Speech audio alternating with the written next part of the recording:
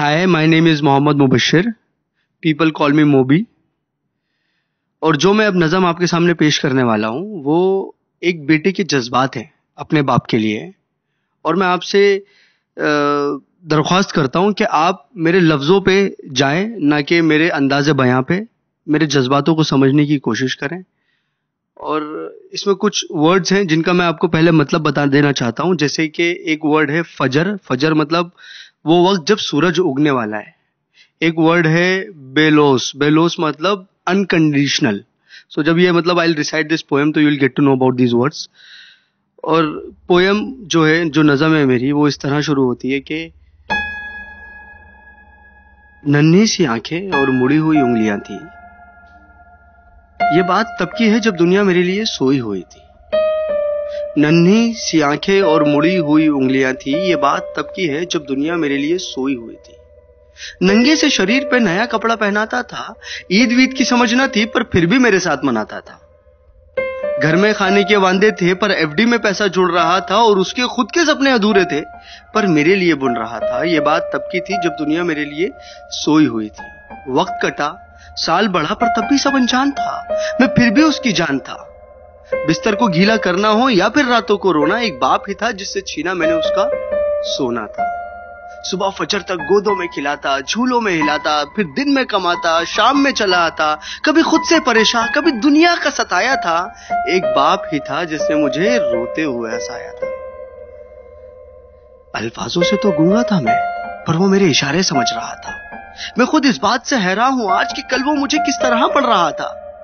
अब्बा तो छोड़ो यार, अभी आ भी निकला ना था, पर वो मेरी हर फरमाइशों को पूरा कर रहा था, और मैं भी उसके लाड प्यार में अब ढलने लगा था। घर से वो निकल ना जाए, अब उसके कदमों पे नजरें रखने लगा था। और मुद्दे तो हजार थे बाजार में उसके पास, पर कब ढल जाएगा सूरज उसको इसका इंतजार था। और मैं भी दरवाजे की चौखट को ताकता रहता था, जब होती थी दस्तक तो वॉकर से झांकता रहता था। देख के उसकी शक्ल में दूर से चिल्लाता था, जो भी इशारे मुझे आते थे उससे उसे अपने करीब बुलाता था। वो भी छोड़ छाड़ के सब कुछ मुझे सीने से लगाता था, कभी हवा में उछालता था, कभी करतब दिखाता था मेरी एक मुस्कान के लिए, कभी हाथी कभी घोड़ा बन जाता था। और सो सकूं रात भर सुकून के साथ, इसीलिए पूरी रात एक करवट में गुजारता था। इसीलिए पूरी रात एक करवट में गुजारता था। पर वो बचपन शायद अब सो चुका था, और मैं जवानी की दहलीज में कदम रखने लगा था। उसकी कुर्बानी को उसका फर्ज समझने लगा था। चाहे वो फिर खुद बिना पंखे के सोना हो, या मुझे हवा में सुलाना, या फिर ईद का वो खुद पुराना कपड़ा पहनना हो और मुझे नया पहनाना, या तपते हुए बुखार में वो ठंडे माथे पे रखी हुई पट्टियां हो, या मेरी हर जिद के आगे झुक जाना। वो बचपन था, वो गुजर गया, वो रिश्ता था, वो सिकुड़ गया, और मैं उस कुर्बानी के बोझ को उठा नहीं पाया। इसीलिए वो शहर में कहीं दूर छोड़ आया। नया शहर था, नए शहर की हवा मुझ पे चढ़ने लगी थी। अपने बाप की हर नसीहत मुझे एक बचपना लगने लगी थी।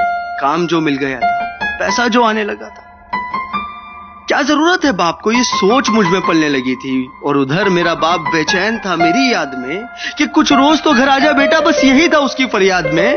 और मैं उससे हिसाब लेने लगा था जो दुनिया का कर्जदार बन चुका था। क्या जरूरत है तुम्हें अब्बू इतने पैसे की, अब ये सवाल करने लगा था। अब घड़ी का कांटा फिर पलट चुका था। कल तक मैं किसी का बेटा था, आज किसी का बाप बन चुका था, और हसरतों का स्वेटर मैं भी बुनने लगा था। कल क्या करेगा मेरा बेटा, मैं भी यही सोचने लगा था। अब दुनिया में ना उससे कोई आगे था, ना कोई अपना था, सब पराया था, बस वही एक सपना था। तब मुझ में एक जज्बात उमड़ने लगा था, जिस जज्बात से मैं हमेशा अनजान था कि कल क्या गुजरी होगी मेरे बाप पे। अब मुझे ये समझ आने लगा था, बेलोस मोहब्बत की मूरत होता है बाप, जो लफ्जों में ना बुना जाए और कलमों से जो ना लिखा जाए, वो होता है बाप। जो रोते हुए को हंसा दे और खुद को माजूर बना के तुम्हें खड़ा कर दे, वो होता है बाप। और ये एक मैसेज पूरी आवाम के लिए कि एक रोज तुम्हें एहसास जरूर होगा कि मसरूफ तुम थे, उम्र दराज वो होगा। एक रोज तुम्हें एहसास जरूर होगा कि मसरूफ तुम थे, उम्र दराज वो होगा। जिसकी उंगली का सहारा पकड़ के चला करते थे, आज वही छड़ी का तलबगार होगा। और जिसके सदके में जी रहे हो आज, कल वो ना रहे तो क्या होगा। पर अभी वक्त बचा है कुछ खास तुम्हारे पास, तब तक जब तक बाप का साया तुम्हारे साथ होगा और जन्नत के तलबगार हो तो सीने से लगा लेना, क्योंकि वही कल जन्नत का सरदार होगा। सब गिले शिकवे मिटा के चिपक जाना उसको, क्योंकि आज तो बाप है पर वो कल तुम्हारे साथ ना होगा, वो कल तुम्हारे साथ ना होगा। और मैं इस नज़म का कोई नाम रख नहीं पाया क्योंकि मैं बाप को एक लफ्ज में बता नहीं पाया। Thank you.